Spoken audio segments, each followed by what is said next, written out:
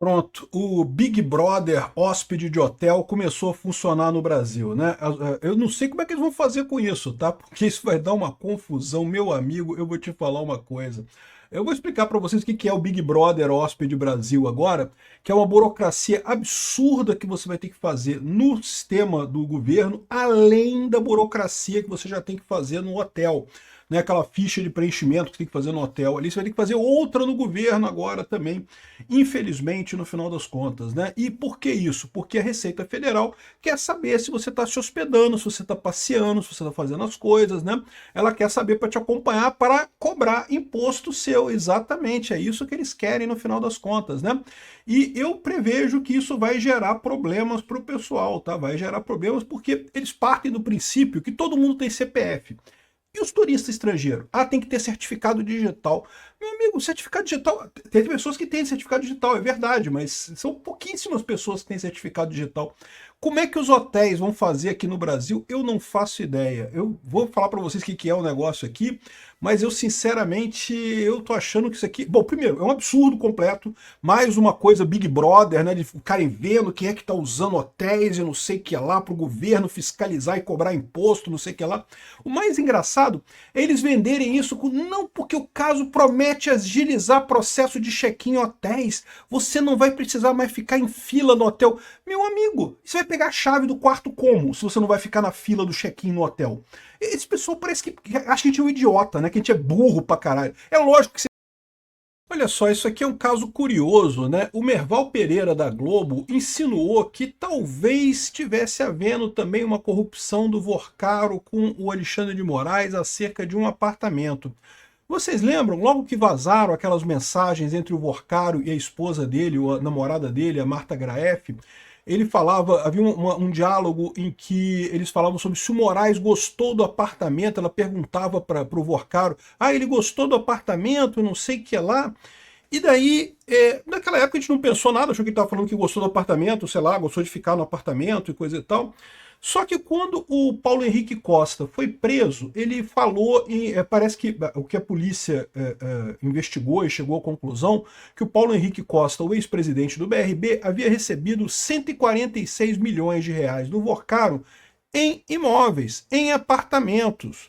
E aí surge a dúvida, se era costume do Vorcaro né, dar apartamento para os outros, ou pagar, fazer propina com apartamentos, será que não foi o caso? Será que esse papo de que ele gostou do apartamento e coisa e tal, era isso? Ou seja, o Vorcaro estava tentando comprar o Alexandre de Moraes com o apartamento?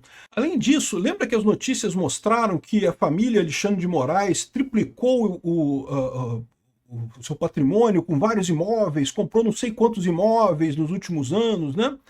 E aí ficou essa dúvida, será que esses imóveis todos eram propina do Vorcaro? Né? Vamos entender o que o Merval Pereira da Globo está falando aqui e o que isso pode significar nessa parada toda do Banco Master com Alexandre de Moraes. Né? Olha só, essa informação aqui é muito interessante, cara. Parece que o Bessias fez parte de uma fraude feita pelo Toffoli e pelo Manteiga para entrar no serviço público lá em 2007, né? Em 2006 teve um concurso para procurador-geral da Fazenda, em que o Bessias teria ficado em 86º lugar. Ficou lá para trás na lista. Eram 27 vagas, ele ficou em 86, o lugar dele, 86 nessa história toda, né? Aí, meu amigo, em 2007, né? Lembra, 2007 a gente está falando segundo o governo Lula. O Toffoli era o AGU, o advogado-geral da União, né? A função que o Bessias tem hoje, né? E o Manteiga era o ministro da Fazenda. E aí os dois fizeram uma portaria conjunta que colocaram para dentro algumas pessoas desse concurso totalmente fora de ordem. E é uma coisa muito estranha isso, né? Por que foi? Aí, segundo estão dizendo aqui, porque esse pessoal era petista. Então eles pegaram todo mundo que era petista que estava lá e nomearam para a Procuradoria-Geral da Fazenda. Né? Deram carguinho para a galera toda que era amiga do sistema do PT lá, que era ligado ao PT. Olha que coisa, cara. Ou seja, houve fraude em concurso público. Vamos entender essa história aqui, porque De novo, eu só achei esse assunto, me passaram, sugeriram lá no site Visão Libertária, nesse site Tribuna da Internet aqui, que eu confesso que eu não conheço esse caso aqui, não tem o nome da pessoa aqui, né, de quem teria escrito esse tipo de assunto. Será que é Carlos Newton a pessoa? Acho que Carlos Newton é a pessoa que escreveu esse tema aqui, tá? Mas eu dei uma procurada, eu falei, não, vou verificar, né? Porque eu não vou fazer uma fake news aqui sem ter nenhuma comprovação. E eu dei uma procurada, cara, e tá aqui no Diário Oficial da União, realmente, uma portaria conjunta do Toffoli com o Manteiga, em 6 de novembro de 2007, reclassificando o pessoal aqui, ó. Pegou um monte de gente de vagas aleatórias aqui na classificação, reclassificando para o final da fila e nomeando.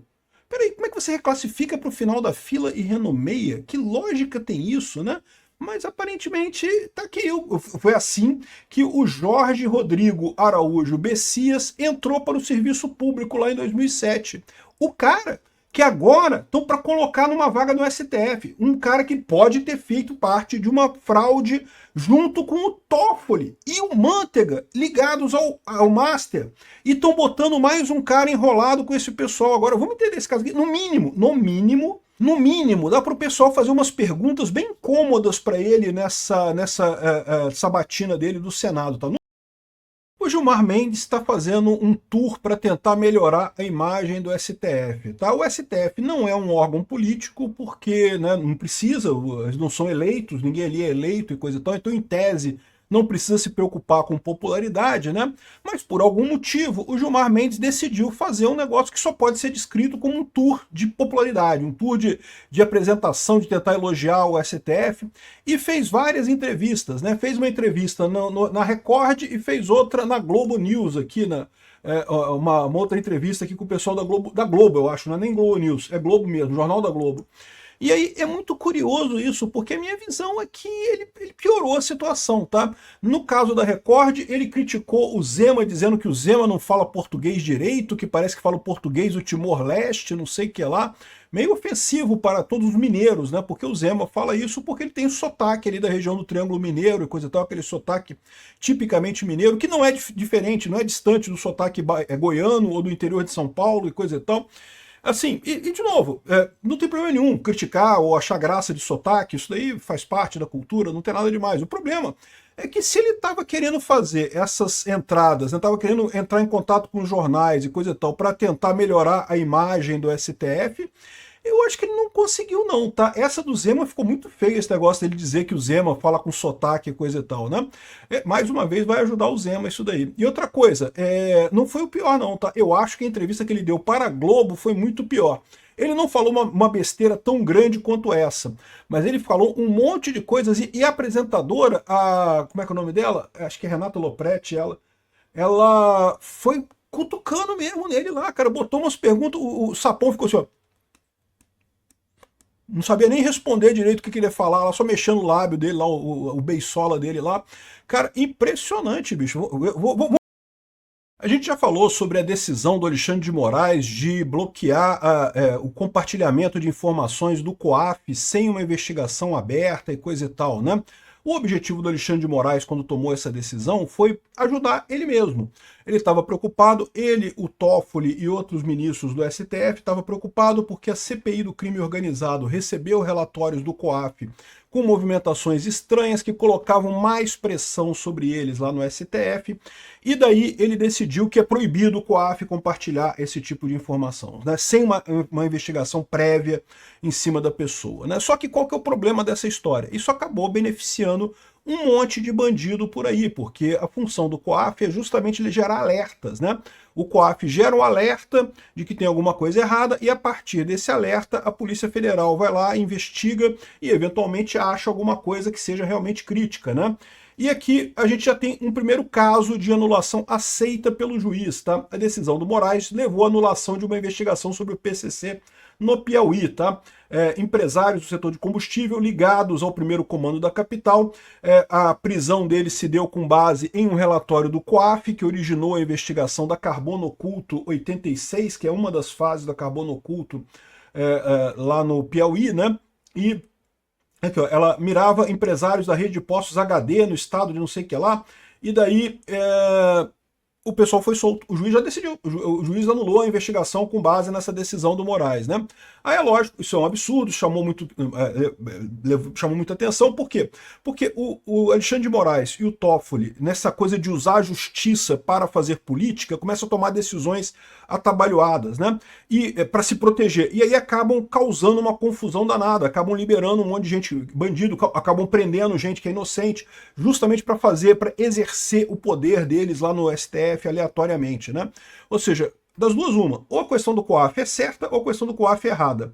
O Alexandre de Moraes optou por um caminho do meio. Não, é errado, mas só a partir daqui. Ou seja, o que está no passado não interessa, porque o que ele teme são os relatórios do COAF daqui para frente que vão apontar, evidentemente, tramóias dele e do Toffoli e coisa e tal, né? Então, essa é a preocupação do Alexandre de Moraes. Só que fica cada vez mais exposto a esse tipo de coisa, né? Ou seja, primeiro que o juiz já anulou esse troço aqui, esse pessoal já se beneficiou disso daí, tá? E lembra, a justiça penal, ela tem essa característica de indúbio pro réu, ou seja, de privilegiar o réu nesse caso, né? É melhor um acusado escapar do que um inocente ser preso por um crime que ele não cometeu. Então toda a justiça penal ela é direcionada nesse sentido. Então isso vai acabar beneficiando os caras, tá? E aí depois ele mudou de ideia, ele decidiu que só valia daqui para frente. E aí ficou mais estranho ainda, porque a decisão que ele tomou foi num caso de 2018, na Operação Sangue Impuro. De novo, o pessoal da STF adora pegar esses casos antigos e tomar decisão no caso, porque estava com ele o caso, entendeu? Então ele podia tomar decisão muito rápido sobre o relatório do COAF. Aí ele decidiu nesse relatório, nesse inquérito de 2018, porque eles pegam qualquer inquérito aleatoriamente, eles não estão fazendo mais justiça, eles estão fazendo manipulação política, né? Ou seja, criou-se uma celeuma enorme nessa história, com Alexandre de Moraes tentando se proteger e quebrando a justiça brasileira. É um microcosmo. O MC Ryan e também o Pose do Rodo e o cara da Choquei, a galera toda que foi presa na Operação Narcofluxo na semana passada foi solto hoje devido a um habeas corpus do STJ, tá? E pelo que eu vi, pelo que eu li até aqui, é lógico, eu não tenho acesso a todo o auto aí, a todas as informações que estão aqui, mas pelo que eu li disso daqui, parece ser justa a soltura, tá? A polícia só tinha pedido mesmo 5 dias de prisão para eles. O juiz concedeu 30 dias, o juiz não pode conceder mais do que o que foi pedido, né? E olha só, a PF não sabe o que fazer com o caso da vaga que foi aberta com a saída do Marcelo Ivo lá nos Estados Unidos, tá? PF reavalia a posse de delegada no ICE após crise com os Estados Unidos, né? Ela ia ser mandada para substituir o Marcelo Ivo para manter essa relação, agora eles estão dizendo que não vão mandar. Provavelmente mais uma forma de retaliação, entre aspas, do Brasil para os Estados Unidos. Mas pode ser também porque a moça medrou, né? Ela podia estar sendo colocada nessa vaga exatamente com o objetivo de continuar essa ação ilegal do Marcelo Ivo, e ela deve ter comunicado o pessoal, falando, olha só, meu amigo, deu ruim, eu não vou topar essa brincadeira que vocês estão querendo que eu faça não, tá? Ou seja, eu acho que o mais provável aqui nesse caso é que justamente eles estão querendo fazer mais uma retaliação ao governo americano. Agora, como lembra a Júlia do Alibi, aqui a prisão pelo ICE tem muita ponta solta, tá? O governo devia tomar cuidado com esse negócio de comprar briga com os Estados Unidos, porque tem muita ponta solta nessa história. A história que o governo conta desde o início tá meio furada, tá? Não se sabe se o governo não tinha nada a ver com a história e tentou surfar na onda e se deu mal, ou se foi mesmo uma atrapalhada gigante nessa história. Qualquer das duas alternativas, o Reino Unido segue seu caminho para se tornar uma ditadura esquerdista de merda completa, né? 1984 completo, né? Aprovou agora a proibição de venda de cigarro e vape para as pessoas nascidas após 2008. Eles têm um esquema lá em que todo ano vai subir a idade mínima que você precisa ter para comprar cigarro. Então, hoje em dia, você precisa ter 18 anos para comprar cigarro. Mas ano que vem você vai precisar ter 19 anos. E o resultado disso é que quem nasceu depois de 2008 nunca vai poder comprar cigarro na vida, tá? Vai ser proibido para sempre de fumar lá no Reino Unido, na Inglaterra, tá? Eu acho cigarro uma merda, detesto, nunca fumei, não gosto de cigarro, acho chato pra caramba quando tem pessoa fumando perto, é um cheiro terrível. Mas A verdade é a seguinte, esse negócio de proibir pessoas de fazer coisas nunca funcionou em lugar nenhum do mundo. Isso aqui vai causar um monte de malefícios, principalmente vai se criar uma máfia de traficantes de cigarro. É lógico, é sempre isso que acontece. Aconteceu com o álcool, quando os Estados Unidos proibiu o álcool lá no início do século XX. Acontece com as drogas nesse momento, o pessoal proíbe, proíbe, proíbe. O que acontece? Dá força para cartéis, para grupos terroristas e coisa e tal. Proibição nunca resolve problema nenhum. Acho um erro do Reino Unido essa medida aqui, embora eu pessoalmente não goste de cigarro. O Juliano Casaré, que é um ator da Globo, aí tá, ator recente, tava numa novela recente aí da Globo e coisa e tal, ele tá fazendo um encontro chamado O Farol e a Forja, né?